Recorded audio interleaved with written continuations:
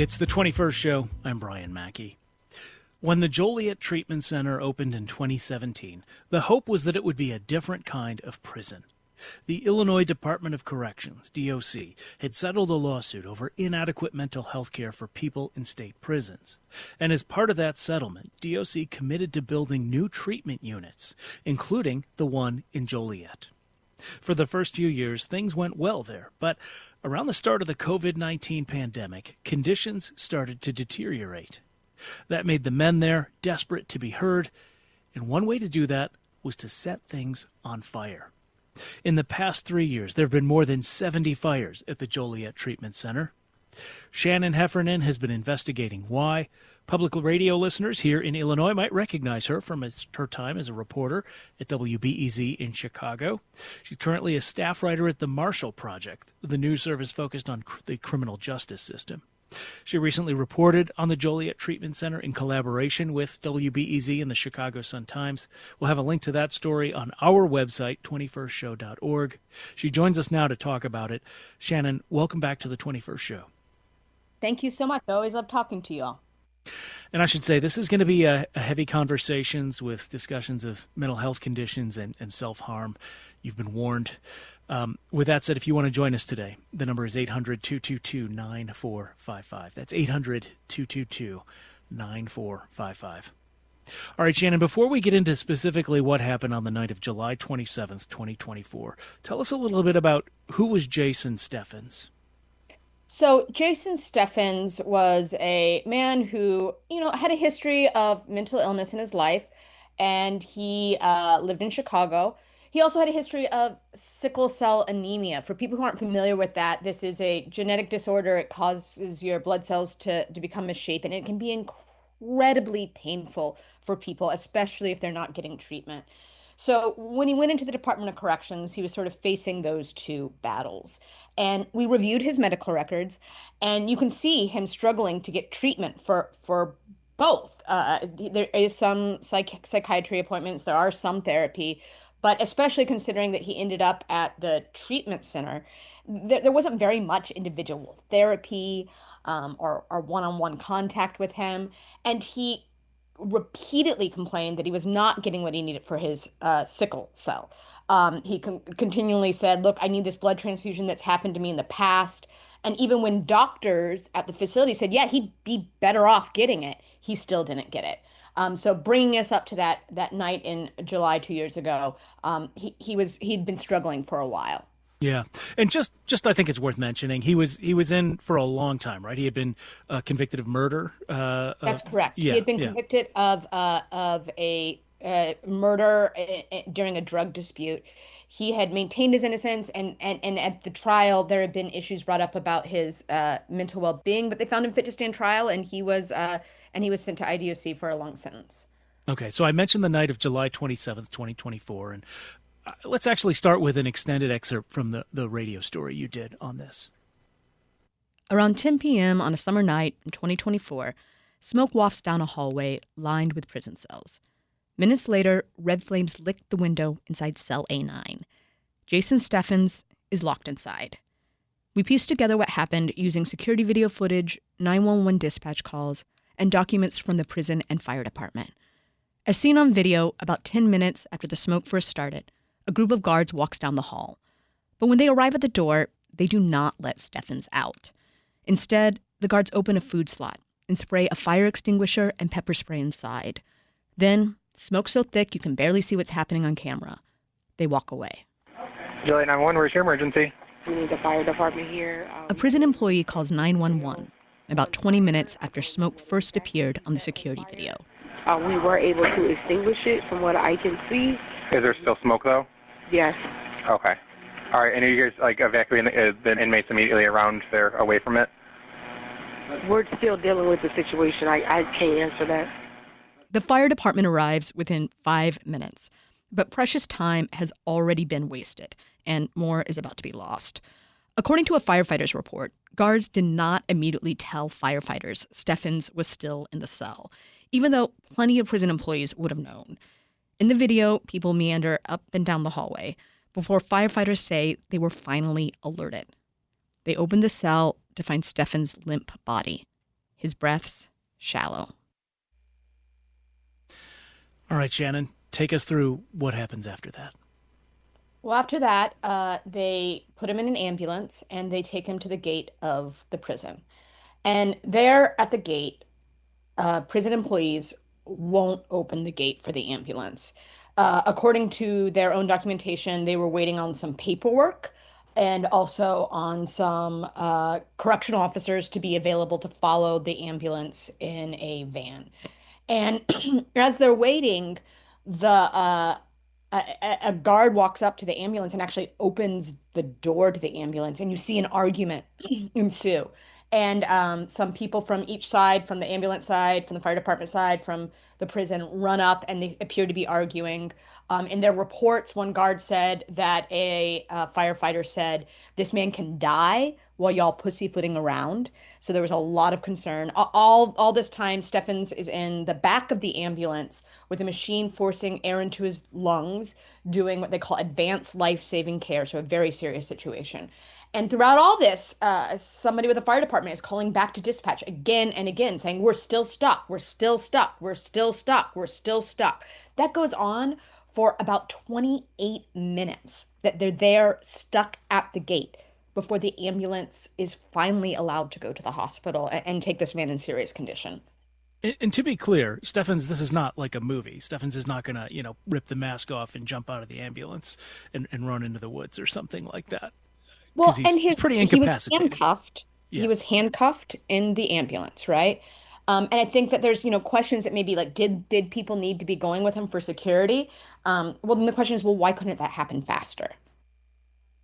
So let's take a step back from his individual case. What was the Joliet Treatment Center like at first? I remember there was a long delay in getting this thing up and running. And it came, amid a climate of a major lawsuit over the treatment of people with mental health problems in the state prison system. So this happened after a very long battle in a settlement called Rasho to get better mental health treatment for people in the state's prisons. There have been long-standing issues with people getting little to no therapy, little to no psychiatry, and just left stuck in their cells for long stretches. And as part of this lawsuit settlement, they said, we're going to open this special place, and it's going to be have wraparound services, intensive care. The people in the highest need are going to get sent here. It's going to be, it's going to be a godsend. And I talked to guys who were there in the early days who just said it was phenomenal. They were getting regular therapy. They were seeing their psychiatrists. They were able to go to programming all day, leaving their cells. I talked to lawyers and others who visited the facility and just said they saw men who had been deteriorating for long stretches, suddenly making real improvements. That it was this really phenomenal place. But that didn't last long. There were a series of factors. COVID came and people were locked in their cells. And we heard both from people on staff and for people incarcerated there that the facility kind of got used to that and it never really rebounded. We heard a new warden came in who was more punitive in their approach. And the facility just became much more like a traditional prison. And as that happened, with men locked in their cells, not getting treatment, people got desperate. And it started with other forms of self-harm, but those kept escalating. What one employee at the prison told us is we got used to that. You go in every day, you see these men hurt themselves, and in order to just function, you get used to it. And the men told me they noticed that and they felt like they had to escalate to get attention. They had to escalate to actually be sent out to the hospital. And so they did that. And fire is, in some ways, the ultimate way they can do that because you can't ignore a fire, right? It's going to affect other people. And so it's brought us to this moment now where we've had, in 3 years, 70 fires, including a dozen cases of self-immolation. And deaths and serious injuries. You have, people getting skin grafts and losing their legs. One man who lost his leg. So it's really gotten to an acute situation. Something I appreciate about your coverage and your former BEZ colleagues, you always have worked to actually correspond with people in the system. And you did. You mentioned this. You corresponded with more than half a dozen men who set their cells, even themselves, on fire. Why are they doing that? What did they tell you about their experiences? Yeah, well, it was just real desperation, that they didn't know what else to do. And the specific needs they had varied. Some men said, like I was in a crisis cell. A crisis cell is like somebody who's in a very serious condition, who's made a self-harm attempt or is expected to. And they were saying, I'm not getting any therapy. They were just keeping me there. And so they were escalating in that situation. Other cases, men had physical health needs.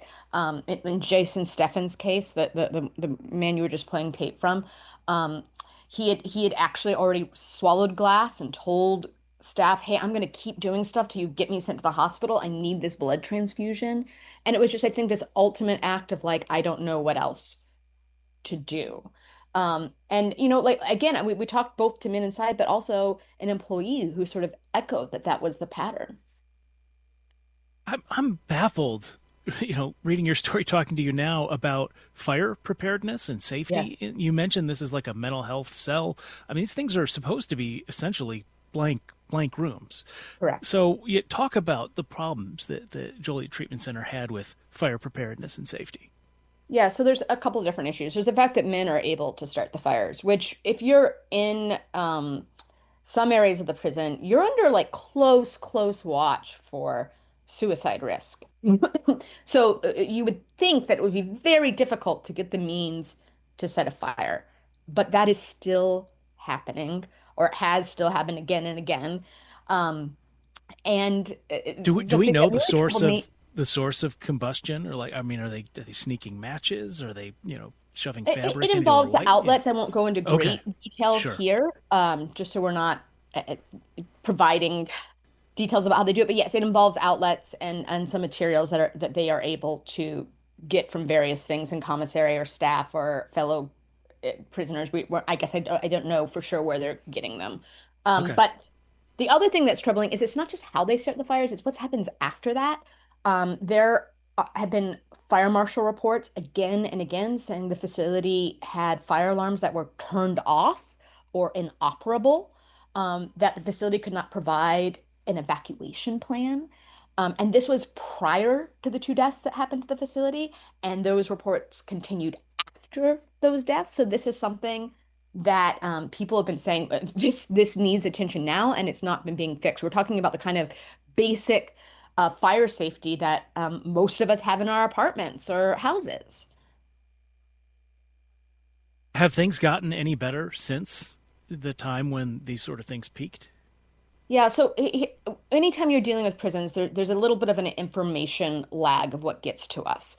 So it's hard for me to speak to the most recent months. That's something we're going to be watching closely. But I will say, since Stefan's death, there were more than 60 fires, including cases of self-immolation, and there was a death after that. So, like, I have no evidence it's improved, and I do have evidence that it continued even after serious injury and death, even these simple things like functional fire alarms. So you mentioned, we talked a little bit ago about how things started out, kind of how it started, how it's going. You talked to a man, Patrice Daniels, who was one of the first to go to Yes. Joliet. He watched the conditions decline. How did that affect him? Well, I think that Patrice, to just give some background on him, he was very involved in the lawsuit that forced the Department of Corrections to open Joliet. So he was very invested in it. And both people who civil rights lawyers and people employed in the prison, he got a lot of praise for being someone who was sort of a mentor at the facility for some men.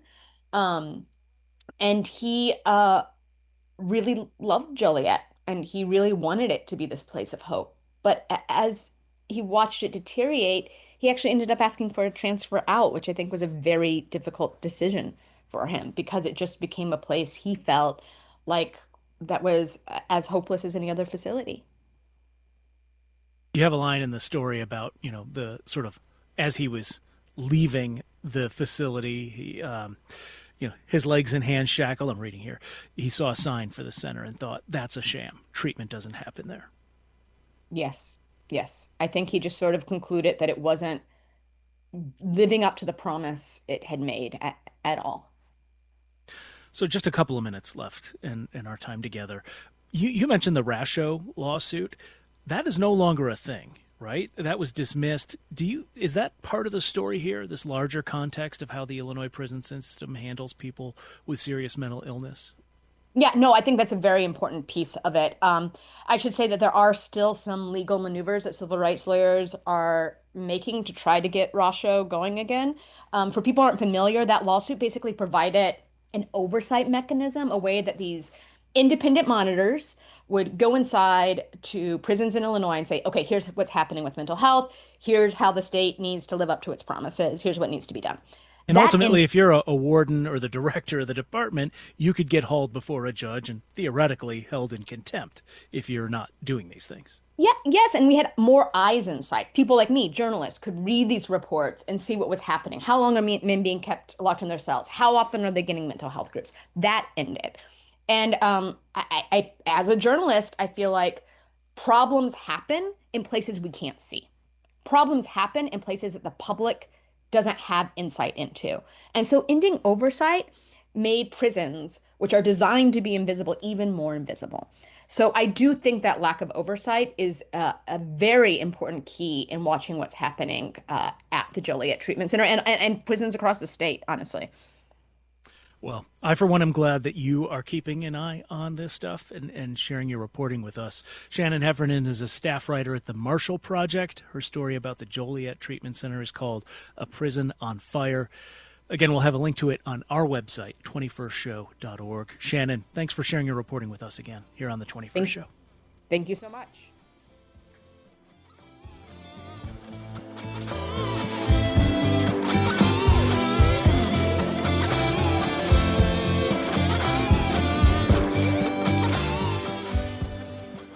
All right, we need to take another break. I want to mention you can always let us know what you thought about our program, even if you don't want to call in real time. The best way to do that is to email us, talk@21stshow.org.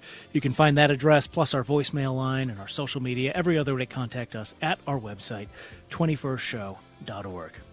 More to come after a break. This is The 21st Show.